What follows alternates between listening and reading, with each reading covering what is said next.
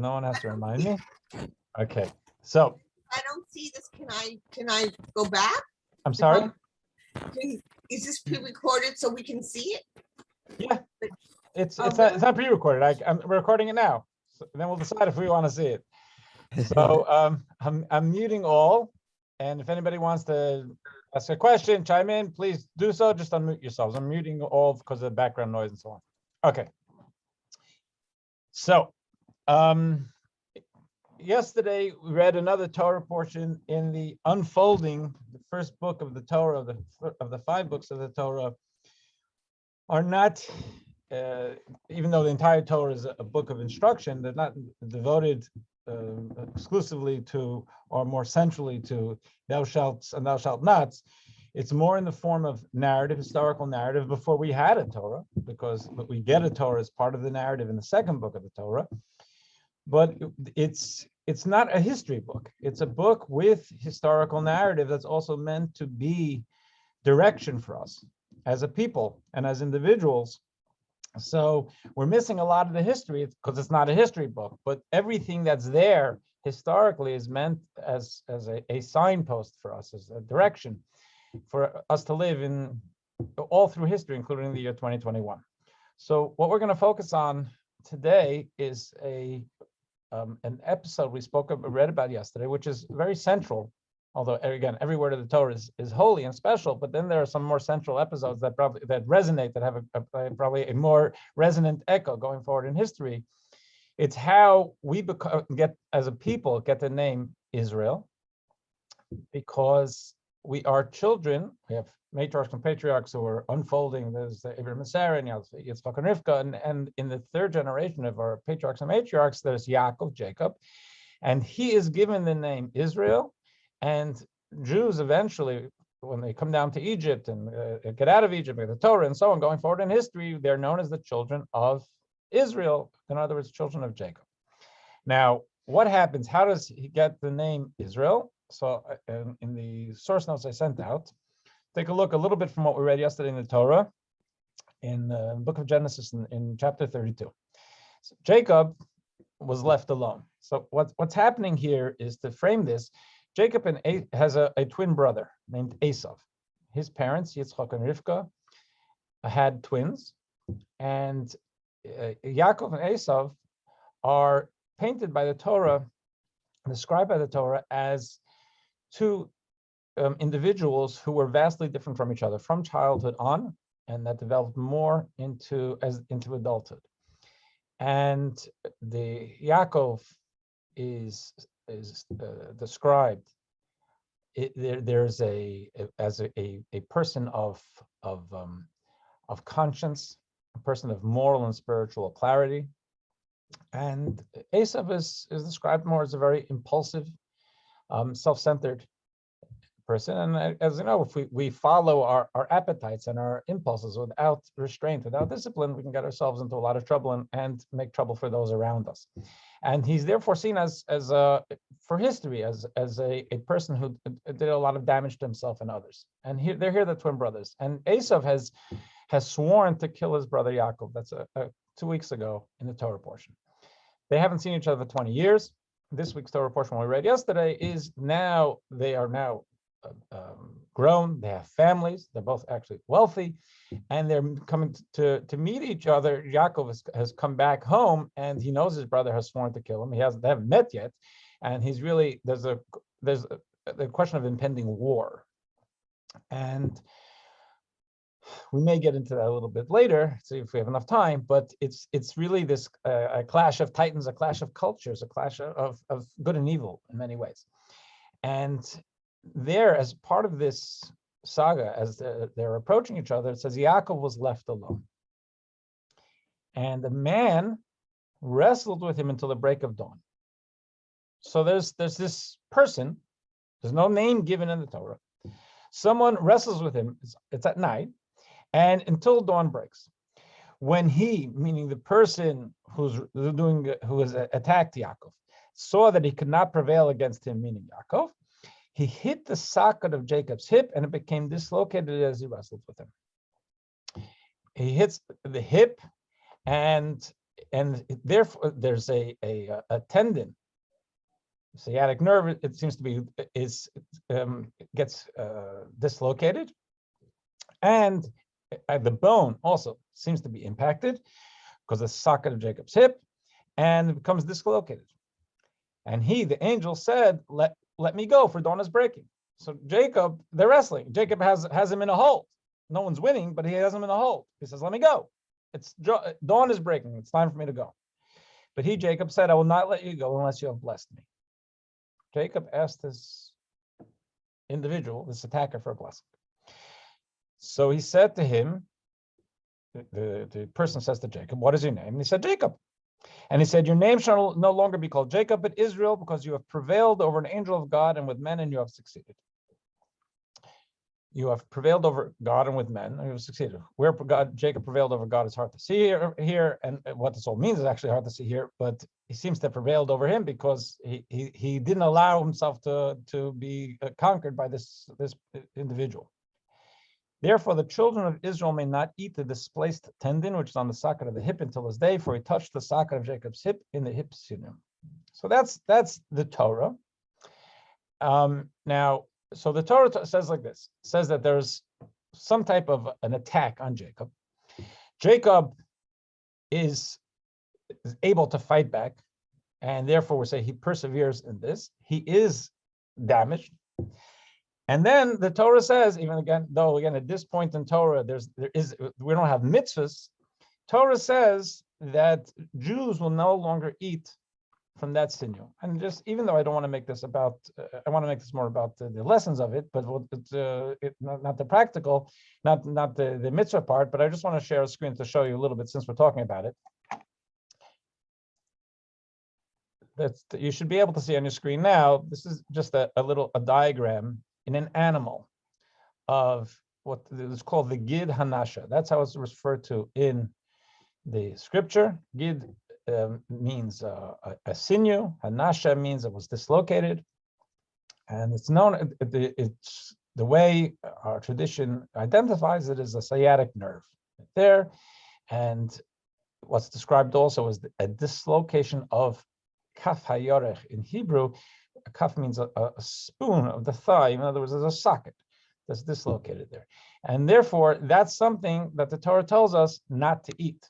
Now, again, while I don't want to get into this for today, but just to knowledge, that's why there's very little or no kosher filet mignon in this country. There is kosher filet mignon in Israel.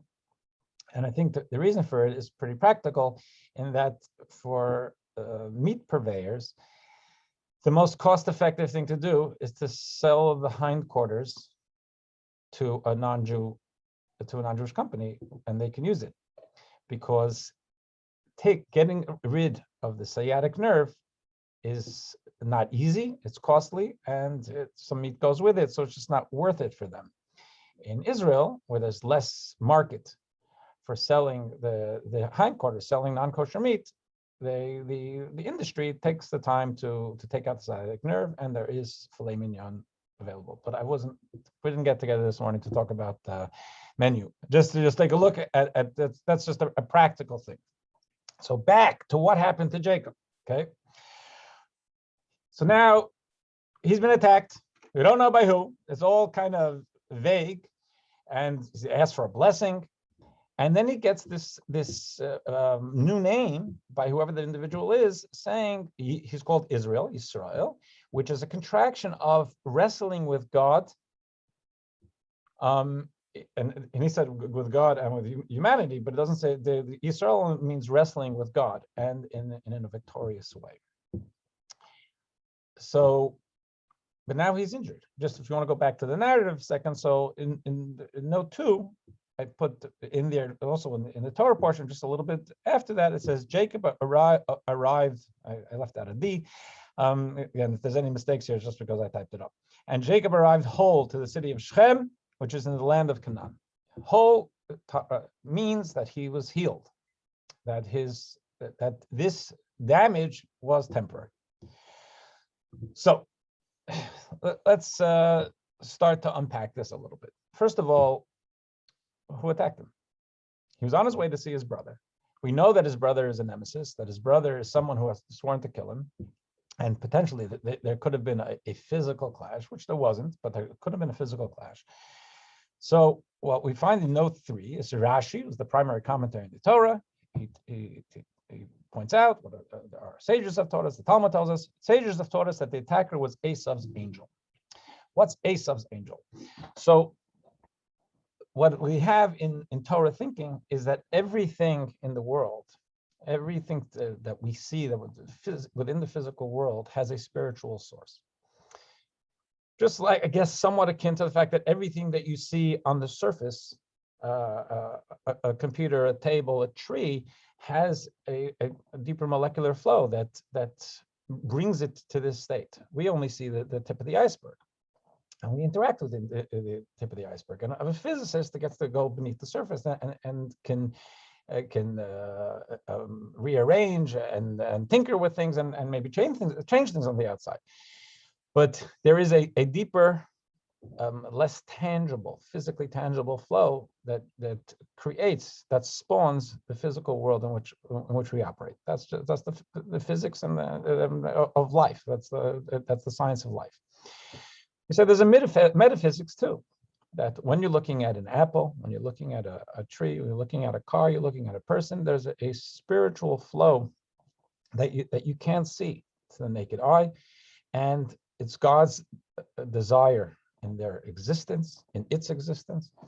And part of life is to be able to help align our physical world with its spiritual purpose. So Esav also has a purpose. God created him. God didn't create junk. He had at least the potential to do good things in the world, and therefore Esav's angel means his spiritual source. Any angel is just a godly energy. We don't angels. If you get it away from Hollywood, an angel is a divine energy. So there's a divine energy to Esav too. So this divine energy takes human form. And representing Esav, representing what Esav's purpose in life is, representing Esav's place in the world, attacks Yaakov. So that helps to frame it a little bit. So looking at this, what you have is that what happened, the wrestle of Yaakov was like the wrestle, and the angel was an angel, but it was like Esav in purer form. And that battle between Yaakov and Esav is not just a battle between two people. It has historic significance because in many ways, it's the battle of the Jews against the anti-Semites. It's a battle within ourselves. It's the stronger part of being alive and being human, and the weaker part of being human and being human. The wrestle we all go through. So actually, I put in number 4, one of the I think the classic commentaries known as the Kli Yakar, who lived in the 1600s, a rabbi of Lemberg, Lvov, and he writes on this piece, the episode of Yaakov's wrestling with the angel has been described from many angles, so it isn't possible for me to record all the opinions. And then he gives his own opinion. But there's a lot about this and the reason I put that in this because it's such a central story. Here, this great biblical commentator says, I can't cover all the different angles. There's so much to read into this because it's so central to who we are. So what we have is if you look at 5, let's talk in macro first. That this represents, Yaakov represents the Jewish people. Esav's angel represents the fact that there's this anti-Semitic oppression. There's the Esavs of the world. So number 5, a quote from the third Lubavitcher Rebbe, Menachem Mendel Lubavitch, who passed away in the mid-1800s. He writes that the battle against Amalek is the same concept as Yaakov's struggle with the angel of Esav, Amalek's grandfather. So some of you or all of you may be familiar or remember that the Torah describes the arch enemy of the Jewish people in the time of the scripture, the time of the Torah, as a tribe named Amalek. Amalek attacked the Jews in the desert as they came out of Egypt. Amalek is their nemesis, not only in the time of the desert, but as they come into the land of Canaan, as the Joshua takes the Jews into the land of which will become Israel. Amalek is their arch nemesis, and in the story of Purim, we have Haman, who's described as in the narrative there, he is trying to destroy the Jewish people. The Megillah describes Haman as a grandchild of Amalek. So Amalek is a perennial problem for the Jewish people. So what Rabbi Menachem Mendel points out is that Amalek is Esau's grandson. It was in yesterday's Torah portion. So the struggle, we may be more familiar with the struggle of Amalek against the Jewish people. He's saying the struggle of the angel, Esau's angel with the Jacob, is the same exact thing. It's the same story repeating itself with different people. Anti-Semites wanted to do harm to the Jewish people. And he writes, the struggle will continue until the arrival of Mashiach, which is the dawn of history. Because if you remember from note 1, it said the angel says, I gotta go because the dawn has arrived. When the sun has arrived, I can no longer continue the struggle, and Jacob's holding on to him. He says, I want your blessing. So what Rabbi Menachem Mendel was writing is that this will continue through the night of history until the time of Mashiach, which is the dawn of history. And he's reflecting a Talmudic idea that we have to recognize, and it's sad to say, which is that there is something called anti-Semitism, which is implanted. It's in the world. We can come up with a bunch of different reasons, and there may be a bunch of different reasons, but some things are a hatred and are an enmity which really doesn't have a reason. It just expresses itself in a reason, and if that reason is dealt with as a Rolodex for the next reason. I'm not saying that that's all of the non-Jewish world, God forbid, and it's not to say that at all, but the existence of anti-Semitism, the Talmud makes clear that we can temper it, we can control it, we cannot eradicate it until the times of Mashiach. We got to keep pushing back, but we shouldn't be disappointed in our efforts if it's still there somewhere. And if we look at note 6, also from the same book, Torah, this struggle is our historic struggle between good and evil. As the Torah expresses it, God's war with Amalek from generation to generation. So this is good and evil. Again, we're talking about in macro. We're going to get into micro, into what it means in our personal lives. But in the macro, this is the world that our ancestors struggled with when they left Egypt. And in the story of the Jewish people since then, we have never stopped dealing with that struggle. So I brought in number 7, a very well-known book of Jewish scholarship. It's called Sefer HaChinuch, which means the book of education. What it is a book which was published anonymously. I think we're pretty sure we know who wrote it, but it was published anonymously, and it's a father wrote it for his son, enumerating all the 613 mitzvahs. Because, as I mentioned other times, and again, I don't want to get off on a tangent here, one cannot look at the Torah. We know there are 613 mitzvahs, but you're not. If you look at the Torah, you will not be able to pick out easily 613 thou shalts and thou shalt nots. We know that it's 248 positives and 365 negatives, but what they are, some of them are clear. A lot of them are not clear. As a matter of fact, even the 10 Commandments themselves, there's different versions of what the 10 Commandments are. We're talking about the 10 Commandments. What are the 10 Commandments? So not only are there different opinions in Judaism, if you Google it, I'm not saying you should, you find differences of opinion between the Protestants and Catholics and so on. They're just different ways of how you read it, because it's not 10 commandments that are clearly thou shalt and thou shalt not. There are some of those and some that are not.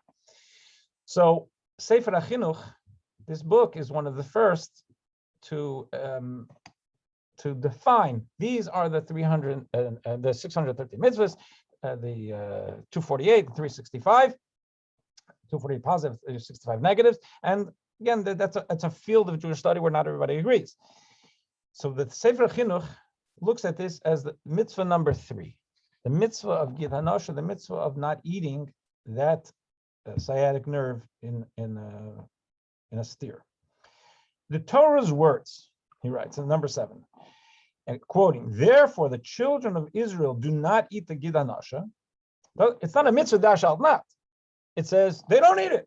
Maybe we don't like it. Maybe it's because we decided not to do it because look what happened to Grandpa Jacob. It says even though it's not framed as a mitzvah, those words are not meant as recording conduct, but as a divine prohibition to not be eaten.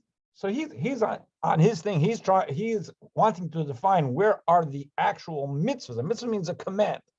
Thou shalt not. He said, don't read this as just a narrative of what Jews do. It's meant to say that we should not. Why should we not? This is a sign to Jews that even though they will suffer greatly in their exiles at the hands of the nations and at the hands of Esau's descendants, they are guaranteed that the Jewish nation will not be destroyed.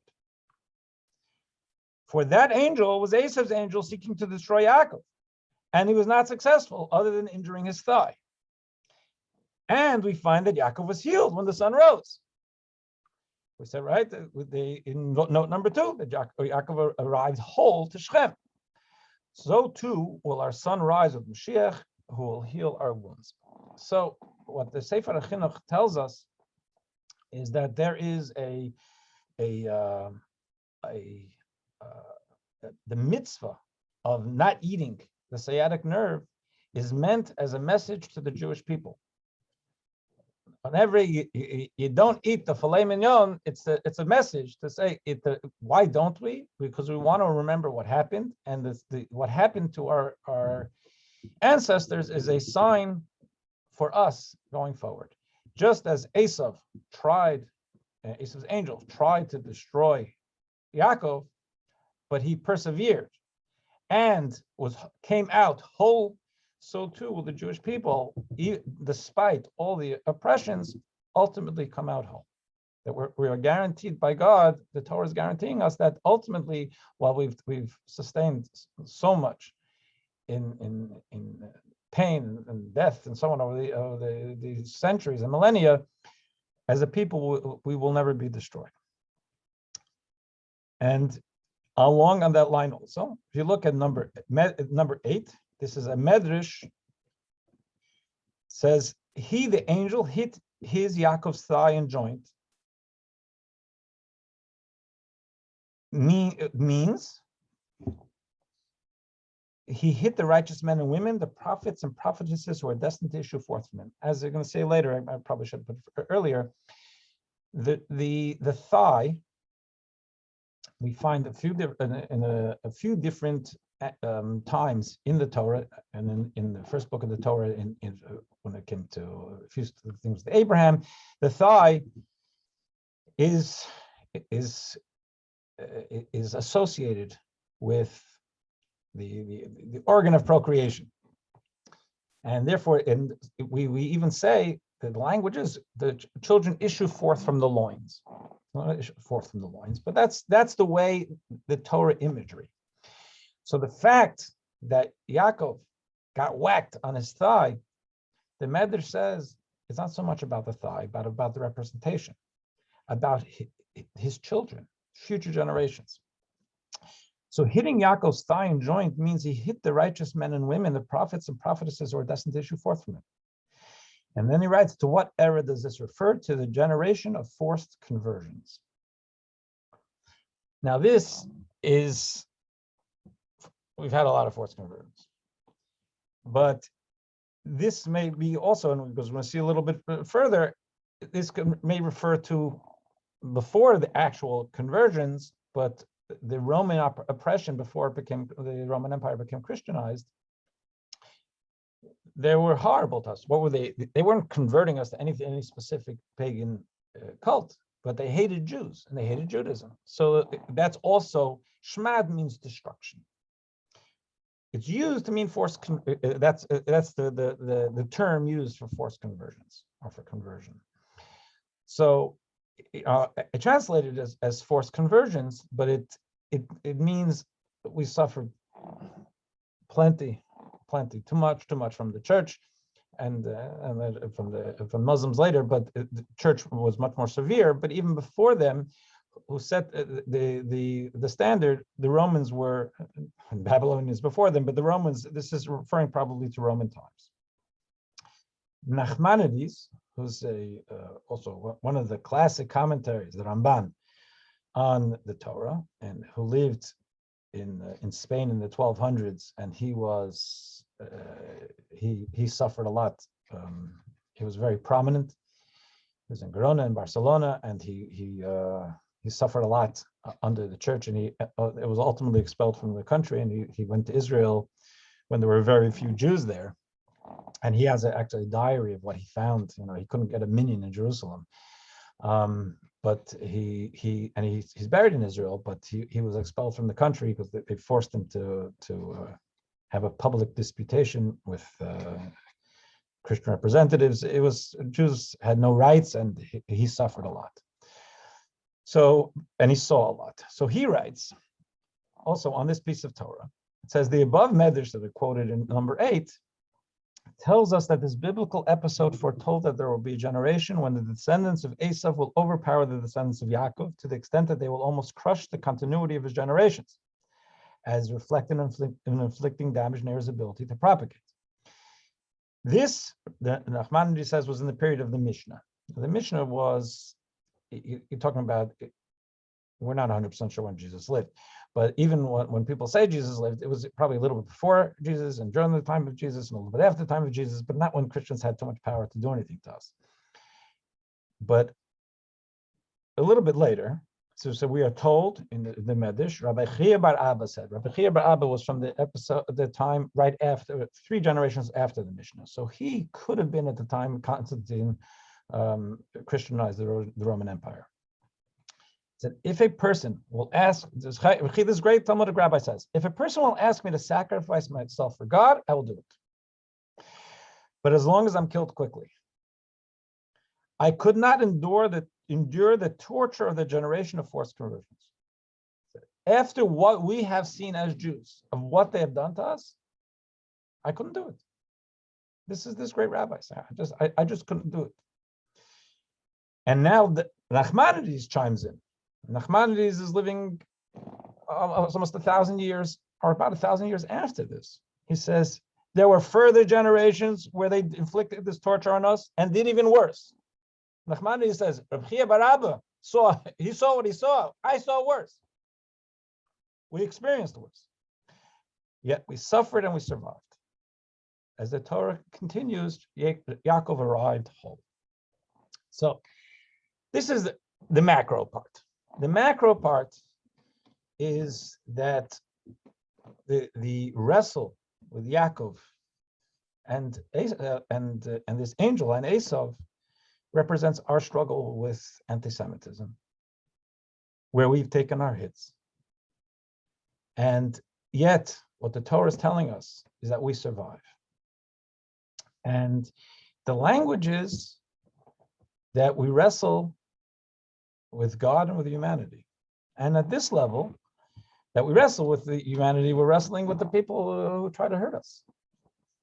But it's even wrestling with God. In the idea that for a person to look at the world and say, I get up this morning and say, I'm happy to be Jewish. It's a gift of God. I'm glad I have the opportunity for mitzvahs, which I hope we can all do. We all do. Then to think about the history, it's a challenge. Challenge to think about what's going on. My generation, we've lived a charmed life in the scope of Jewish history. My grandparents' generation, what they saw. I didn't know my great-grandparents, partially because of what they went through. But what they ever said. But there is the idea of wrestling with God, and there's a specific name for God. I was going to bring it up. I didn't make it. But there's different names of God. The name that's here is Elohim. because there's 7 different names used for God in Scripture, and Elohim is seen as mystically as a God being present in our lives in the skies, not clear. When there's God is splitting a sea for us and showing us salvation, that's not Elohim. That's a different name. God in full voltage and glory. Elohim, actually, Elohim is plural. We don't believe in a plural God, but the name itself, like, because we look at the world, we don't see oneness. We say Shema Yisrael, Hashem Elokeinu, Hashem Echad, God is one, and we cover our eyes because our eyes don't tell the story of oneness. We say, because I look at a world of fracture, and I look at a world of dog eat dog, and I have to watch my back. So, and I say, well, but everything, God, it's God's world, and God is the oneness of everything, and ultimately I am secured. I'm not alone, and God loves us. And we close our eyes to see the world through our soul, through our heart, because it's not so simple. It's not easy to reconcile on the surface. So the idea of Yisrael, of the Jew, is wrestling with God, wrestling to be able to find an intimacy and a closeness with God and a sense of security with God when it's not so simple, because the world around us doesn't necessarily tell us that story. It's there, we believe, and it's there in our personal lives. But the idea is it's a wrestle. And without spending too much time on this, because I want to move to the next part, the idea that a mourner says Kaddish. People think sometimes, people said to me that Kaddish is it's a mourner's prayer, a prayer about death, a prayer about passing. There's not a word there. It's in Aramaic, but it's been translated, and you can look at it. There's not a word about anyone passing away. There's not a word about mourning there. M-O-U-R-N. There's nothing about mourning. There's nothing about sadness there. It's Iskadol Iskada Shmei Rabba, means may your great name be magnified and sanctified and hallowed. We're talking to God about and praising God. We do that whether or not there's a mourner. The Kaddish in our services is really it's a transition prayer from one section of prayer to another section of prayer. There's a Kaddish. Sometimes a half Kaddish, sometimes a whole Kaddish. And there are reasons, obviously, for all of that. It has nothing to do with mourning. It has to do with prayer. Why has it become so sacred when a mourner says the Kaddish? Part of that is because a mourner is looking at a world that's been darkened. They're mourning. If they're a mourner, that means someone close to them just passed away. For a person to be able to look at that world and look at what their eyes tell them is that a loved one died, God forbid. And then they can say, God, I know you're with me. Yiskalu, Yiskada Shmei Rabba. That has tremendous power and tremendous value. Because, you can say Yiskalu, Yiskada, either you think about it, you don't think about it, and if everything's going all right, maybe that's good, it works. But how's a person standing by a loved one's grave that they have the strength to say, Iskalo, Iskada Shmei Rabba? That's beautiful. And that's part of why it has taken on such significance specifically as a prayer for someone in mourning, because they're wrestling with God, so to speak. They wrestling to be able to find the godliness that is still with them, but it's hard to reconcile with what their eyes see before them. So in note 10, I want to move on to more micro, looking at the Jacob and Esav wrestle as a me and you, because there's a Jacob within you and an Esav within us. I'm going to start with note 10, also one of the classic commentaries, is known as Rabbeinu Bechaya, Rabbeinu Bachya, who lived also in the 12th century, not 12th century, 13th century, 1200s. And he writes on this, he comments on this verse. He says, the angel saw that he couldn't prevail against Jacob because he couldn't find spiritual weakness. He's an angel. He's looking to find spiritual weakness in Jacob. He's got his spiritually Achilles heel, and be able to take him down. Jacob's Jacob. Jacob is a spiritually whole person. He doesn't have these whole WHO. He doesn't have these holes HO, these places, these vulnerabilities. But he finds one. The angel finds one, except for the fact that he wed two sisters. So his wound was in the area of weakness.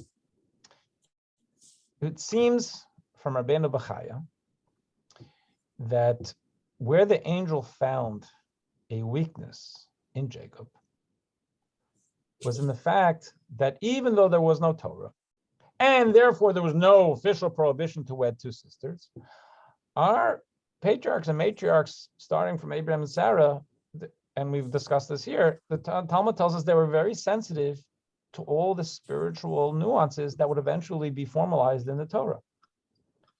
So they were doing it in their own way. They were finding connection, the Torah connections before they were officially mitzvahs. So you have to think that Jacob knew that the Torah would eventually forbid wedding two sisters. So the Torah had told us 2 weeks ago, or the week before yesterday, Shabbos before, the week, not yesterday Shabbos, the Shabbos before, in the Torah reading that Jacob had really wanted to marry a girl named Rachel, and she was very beautiful, and I'm sure she was beautiful in soul and body.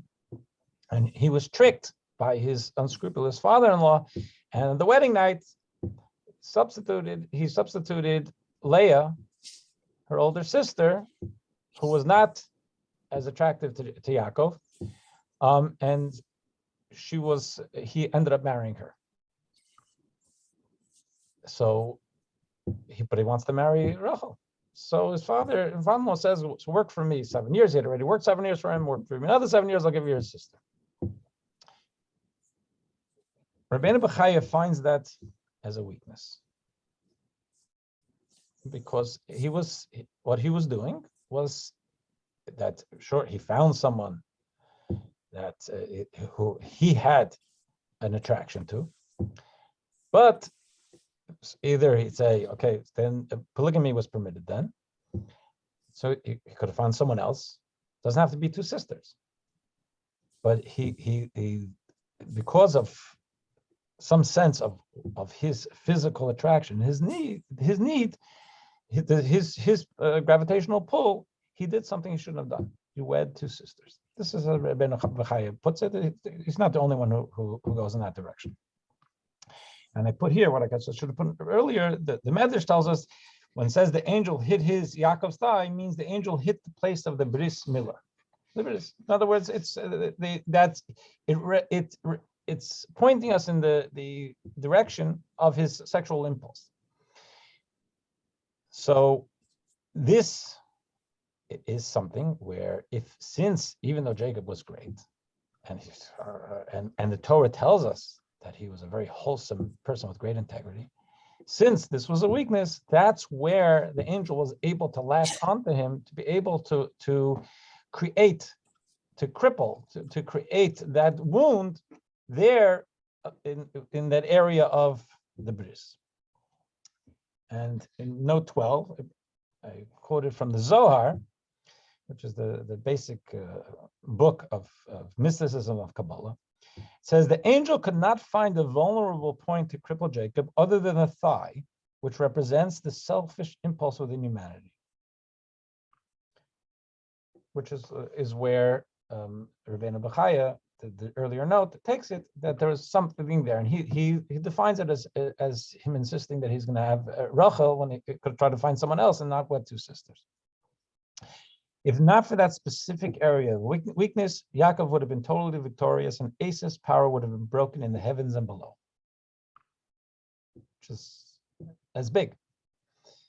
So they're saying that the struggle of Yaakov and Esau is our struggle with our own Esau. Esau, as I told you before, is described of a person who followed impulse, followed appetite, and followed his drive for creature comforts, and self-gratification. And where Torah wants to point us to be for healthy human living is not that we shouldn't have gratification, but is that we use our moral compass and our logic and our intellect to be able to point us in a place where it's healthy to feel, because there are some places it's not healthy to feel an attraction, and just saying but that's where I feel an attraction is not enough of an excuse, because it's normal and human to feel an attraction to things that aren't good for you, whether it's food or relationships. So the idea of Yaakov wrestling with Esav, aside from what we're talking about in micro,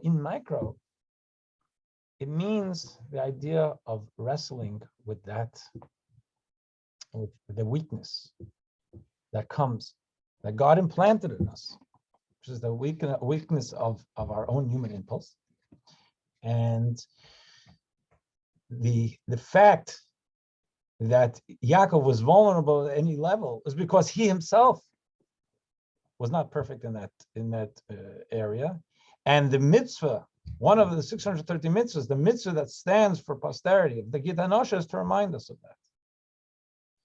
To remind us of the damage that Yaakov allowed for himself, and which also passed on for future generations, because of his not being totally in sync with keeping his appetites in line.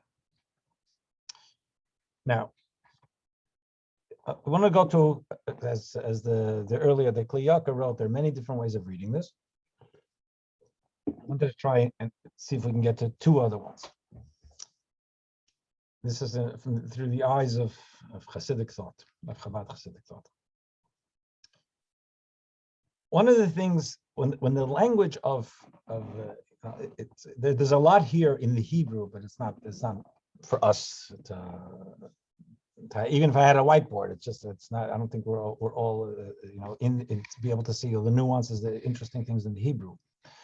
But one of the interesting things in the Hebrew of this scripture is when it says that Jacob wrestled with the angel, it uses an odd word, which we don't find in scripture, or really in today's Hebrew either.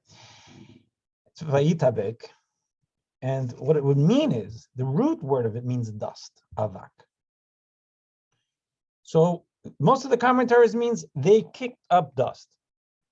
Why do they kick up dust? Because they were wrestling in the ground. So we translate it, because of its context, into they wrestled. What it actually means is they kicked up dust. So dust has a very important element here. So because we do find the Torah does say that God tells Abraham and tells actually all the earlier generations that we will be numerous like the dust of the earth. But it's a different word there. It's afar. One is the afar, the dust of the earth means dust of earth. It's more peculiar to that. It means that there's soil, and if I put a white shirt on it, it's going to get dirty because it's soil. But it's not the whole soil, it's the dust of the soil. That's what God blessed our patriarchs and matriarchs with. They will be like as numerous as the dust of earth. Avak is more like dirt, but dirt like soot doesn't mean specifically soil. It means you got dirty. And avak would mean that there's dust, like in the corner of under my desk here. That's called avak. The other word, afar, maybe I should put it on the screen, is something more, that's only going to be outside in the soil. So I brought here 13, just one one verse which points to this, which is not from our matriarchs. A later anti-Semite, later on the Torah, an anti-Semitic prophet named Bilam, when he tries to curse the Jews and God turns them around so that he blesses the Jews, one of the things he says, who has counted the dust of Jacob? He says it as a praise. That Jacob is dust. Again, it's not the dust that they kicked up. It's a different word. The dust of soil. And going back to the third Lubavitcher Rebbe here on 14, Yaakov is dust, afar. The Hebrew word is afar, in the sense of soil. Well, Esav, avak, is dust in the sense of soot. One brings forth productive growth, and the other does not. If I have enough of the dust of soil, I can plant something. I have a lot of soot, I'm not sure what I can do with it. So what does this mean? There is a Talmudic idea that part of a core, probably a subconscious core of anti-Semitic attitudes is that people will look at us and say, so you got the Torah at Sinai? Because Christians and Muslims, they acknowledge we got the Torah at Sinai. They didn't say God changed his mind later. But they hate us, but they say that God chose to give us the Torah at Mount Sinai. So you guys got the Torah at Mount Sinai. You're people of the book. Stick with the book. Stick with the spiritual. You shouldn't need to be part of our world of commerce. You don't need a land. You're so spiritual, stay spiritual. That there's a certain offense taken, whether it's conscious or not, at the Jewish overreach into being productive and successful in a sector that's not really theirs. It's that belongs to the rest of the world. The Jews are people of the book. Stick with Sinai. And actually, the sequence is a little off here. I messed this up. We go to 16. When it came to Yaakov and Esav, it says that the twins wrestled in her womb. It doesn't say use the same word. The same word it uses like a word that actually means wrestling. They wrestled in her womb. So Rivka, who hasn't been able to have children for a long time, now she gets pregnant. She has twins, and she's in tremendous pain because they're these kids, they're in utero, are battling with each other. And the Torah lays that out. She said, I can't handle it anymore. So we say, what were they wrestling about? And 17, Rashi says they were struggling over the inheritance of the two worlds, the material world and the spiritual. That's what Rashi says. They're coming from the Medrash. So Jacob is the spiritual. Esav represents the material and the wrestling. So Hasidic thought, the Rebbe once asked, Hasidic thought asked, so what are they wrestling about? If Jacob wants the spiritual and Esav wants the physical, the material, they're good. Let them split it. What they're wrestling about is that Jacob's saying, I don't know, I want to make the material holy. We're connected to spirituality, but we're not angels. Our job, our purpose in life is to engage the material world, the financial world, the world that the human world, and bring meaning to it. We're not going to stay separate. Our job is to engage the world and guide it as meaningfully as we can. And that's where the wrestle was. The wrestle was whether it's two separate worlds, which is what Esav wants. And Yaakov says, no, we have the gift of Torah, but we want to guide it to use the physical world, the material world meaningfully. And so therefore, if we take a look and go back to 15, the Talmud tells us when Yaakov grappled with Esav's angel, the resulting avak is the term for dust, was said to have reached God's throne of glory. What does that mean? Reached God's throne of glory is because the avak represents, again, it's the soot. It doesn't seem to have any spirituality to it. It doesn't seem to have any life to it. It can't grow anything. It's dead materialism. But it's not dead. Depends how you use it. And through the wrestle, and they're wrestling for the ability to engage, to define an attitude to using and utilizing the material world. Yaakov's avak, Yaakov's dust, he elevates it to the throne, to God's throne of glory. In other words, Yaakov, the wrestle is for Yaakov saying, I'm going to have a business. I'm going to have a house. I'm going to have a car. I'm going to have a computer. I'm going to have all of this stuff. It's all avak. It's all soot. But I'm wrestling to make it meaningful, and I'm wrestling so that I can do it. You can't prevent me. The Esav within me can't prevent me. The selfishness and the self-oriented part of me can't prevent me. We elevate that soot to the throne of glory, because we talk about the soil. Soil is something that's more inherently, well, of course, you can plant something there. That's more the mitzvahs. You have a mezuzah. You have a kosher piece of gefilte fish. You have, things that are inherently there. That's not what the real challenge is. The challenge is that the wrestle is all about the soot, the dust, the avak, and treating it correctly it's elevated to the throne of glory. And the Medrash actually tells us in number 18. All the commerce which Jews pursue successfully is thanks to the dust of our patriarch Jacob. All the wars which Jews successfully pursue is thanks to the dust of our patriarch Jacob. What does one thing have to do with the other? The Medrash is saying is our partaking and our, God willing, succeeding in the material world, in the world of dust,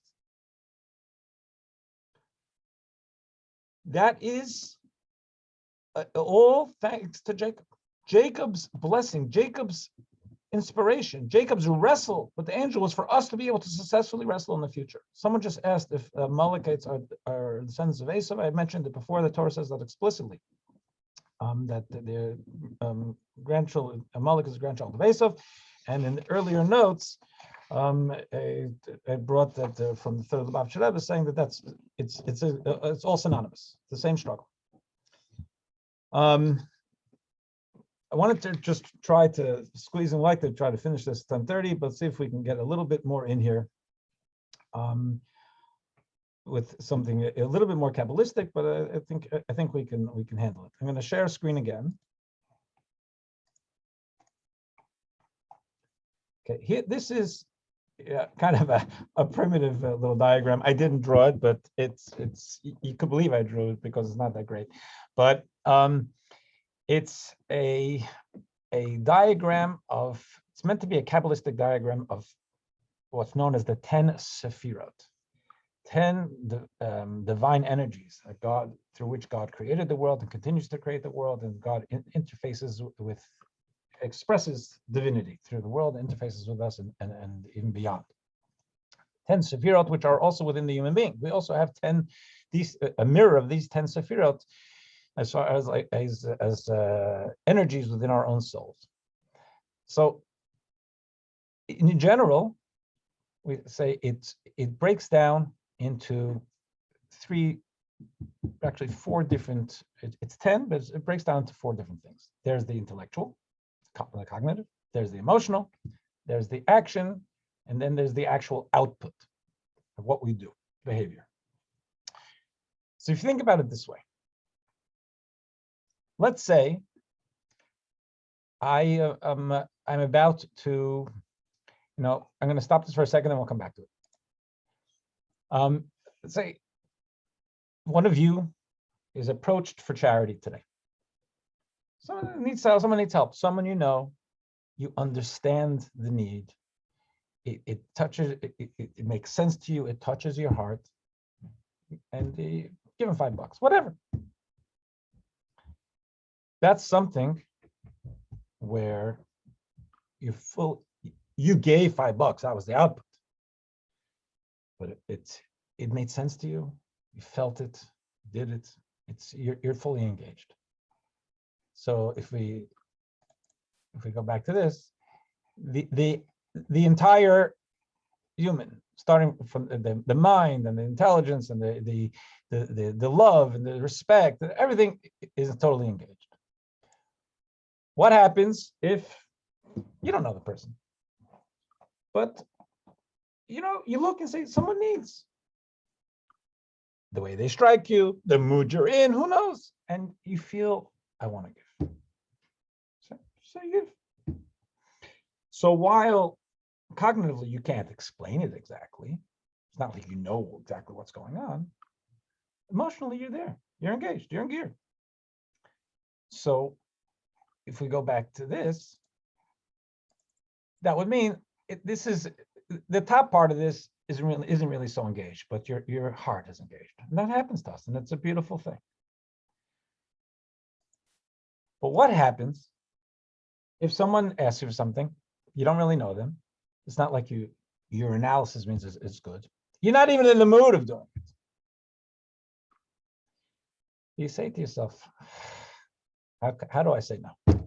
How do I say no? What they're asking is something I can do. I'll give. So you give them. It's not an emotional thing. There's an investment in that. You did it. You did it because you forced yourself to do it, because you know something. Think, oh, what if my grandmother saw I didn't give? Whatever it is, you give. It's you push yourself to give. In Torah thinking, in Kabbalistic thinking, that's those actions, those things, the push to do it, even when we don't totally understand it, we don't totally feel it, the energies that we engage are actually these two thighs, Netzach and Hod. Netzach means like tenacity, and Hod means acceptance. Tenacity means even I don't know why to give it, I'm going to push myself to give it. And acceptance is, who knows, but you know something, tzedakah is tzedakah, I'm going to give. Accept it. It's not, you don't have your whole personality in gear. You're not a flame. Wow, I did this mitzvah. You're doing it. It's beautiful, by the way. But now let's take a look at, but remember, that's where the thigh, I'm talking about Jacob getting whacked on his thigh. The thigh in Kabbalistic thinking, in our emotional psyche, it's not your physical thigh, but it's those more less plugged in to your deeper self emotions of, okay, so I'm going to do it. I'm just going to do it, even if I don't feel it. I'm not excited about it. I just got to get it done. I'm going to do it. Or I accept it. I'm going to do it, but I'm kind of numb right now. I'm just doing it. So if you take a look from Derech Mitzvah, also from the Lubavitcher Rebbe, he has a long analysis of this mitzvah, and I just selected a little bit. He talks about us as a people and us as individuals. We left Egypt. We're supposed to leave our own Egypt. Egypt is our own, it's a spiritually constricted place. Leaving Egypt, spiritually speaking, refers to one leaving spiritual poverty to taste the richness of spirituality. Egypt was a dry place. Egypt was a tight place. And the promised land was going to be a place of richness, not good fruits and making a living. It was experiencing divine intimacy with God. So when the Jews were in Egypt, the Torah tells us the nation believed in God. And the promised land represents the goal of palpably feeling God's beauty. Because believing in God doesn't necessarily mean feeling anything. So I believe. The Talmud has a depiction, which some of you may have heard of it before, a depiction of a person who's about to break into a home, and praise to God for success in the endeavor, which makes no sense, because if you care about God, why would you break into a home? It's you believe in God. It's not with great meaning or body to it. So the fact that the Torah describes the Jews in Egypt as they believed, they accepted, they heard about, they're hearing from Moses, they knew that the grandma and grandpa Abraham and Sarah were whatever it was, but they were not a spiritually developed people. It was this thing, but we're Jews. And they said, we're told they kept their Jewish names, they kept Jewish dress, and they kept Jewish language, the Hebrew language. All of those things, they're kind of external. So you dress, and you could say crazy things in Hebrew too. And so your name is also somewhat external to you. But they held on to something. So they believed. They were working towards the promised land, which was going to be a deeper experience. They shall know and experience, but at that point, what God tells them, when they go to the promised land, shall know and experience that I am God. So fully embracing God means being in a state where one's heart truly desires what God wants for us. It means that we're passionate about it. We want to do this. We're excited to be Jewish. We're excited to do a mitzvah. It's where we want to be. We're not dragged kicking and screaming because, oh my gosh, it's Rosh Hashanah, or because I got to do this. It's because this is something important to me. Before one reaches such a state, because we can each have a little bit of the promised land, different mitzvahs that really turn us on. That's beautiful. But to be turned on because God wants it, that's why it's great to me. That's not so simple. Because we have our own little menu. So before we can get to a state of just valuing my loved one so much that whatever my loved one wants is important to me, in this case, it's God, while one's basic impulses still gravitate in ungodly directions, right?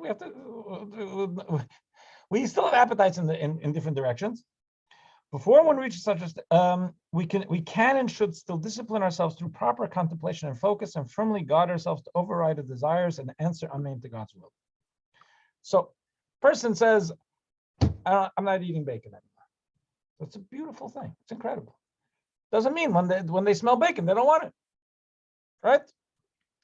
So it's the question is it something that, oh my gosh, they're looking at it, it's forbidden to me, and therefore I look at it like something I really can't stand. It's actually broccoli, or say it's I can't do it, which is a beautiful thing to be able to discipline ourselves.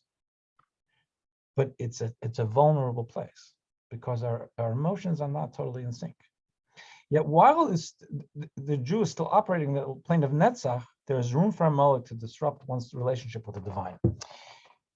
We all are there at some place. But what the wrestle with Jacob showed us is that there's a vulnerability to it. Where if there's something that I emotionally would like to have, but I force myself, discipline myself, I'm not going to do it because it's wrong. It's a tremendously beautiful ethical feat, religious feat.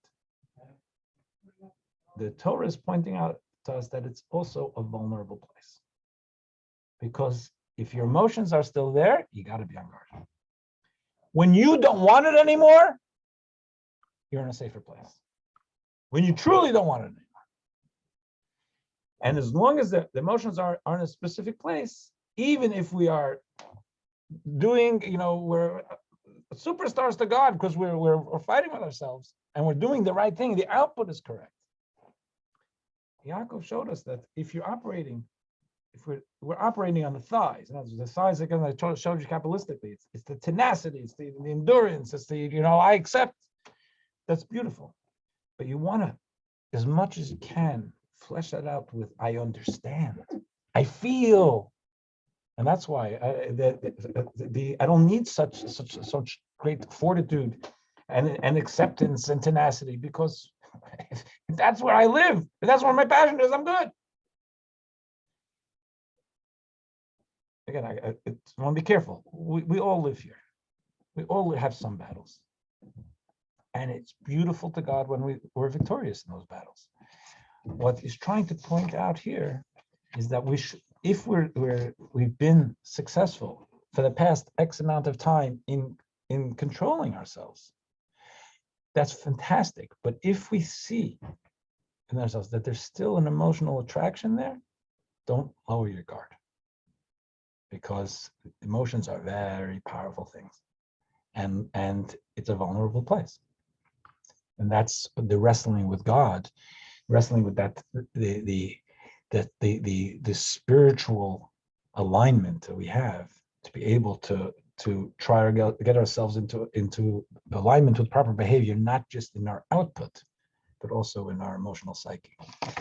Went a little bit over today, but it's a big topic. If there are any questions, we can discuss them. If not, see you next week. Thank you, Send Mendy. us the bill. Thank you. Enjoy Send your us the day. bill for the overtime. Yeah. Thank you. Have a good day, Thank guys. you. It can be well. Bye-bye. Happy.